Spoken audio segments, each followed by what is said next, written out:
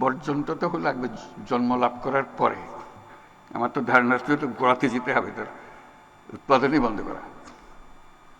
বর্জন তো একজন উৎপাদন করে ফেলেছে, তারপর বলছে সেটা বর্জন করো, এই দুজনে লেগে গেল।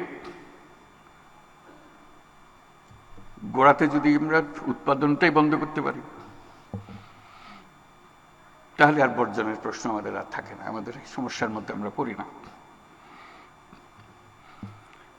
এবং উৎপাদন বন্ধ করলে যে দুনিয়া অচল হয়ে যাবে তাও না, কষ্ট হবে। এটা সহজ জিনিস মনে হচ্ছিল, এটা সহজ থেকে কঠিন হবে। পলিথিন বেশি দিন আগের জিনিস না, মাত্র সেদিনের জিনিস। আমাদের বয়সে পলিথিনের জন্ম, এর আগে ছিল না পৃথিবীতে। কিন্তু পলিথিন ছাড়া পৃথিবী অচল এ কথা বলার কোনো সাধ্য নেই। লক্ষ লক্ষ বছর ধরে পৃথিবী চলেছে, মানুষের পরিবর্তন হয়েছে, ইতিহাসের পরিবর্তন হয়েছে, অর্থনীতির পরিবর্তন হয়েছে, প্লাস্টিক দরকার হয়নি। হঠাৎ এসে সে বিশ্ব জয় করে বসে গেল, এবং আমরা এরকম এডিক্টেড হয়ে গেলাম এটাতে, চোখ খুলে কিছু তাকাতে পারছি না।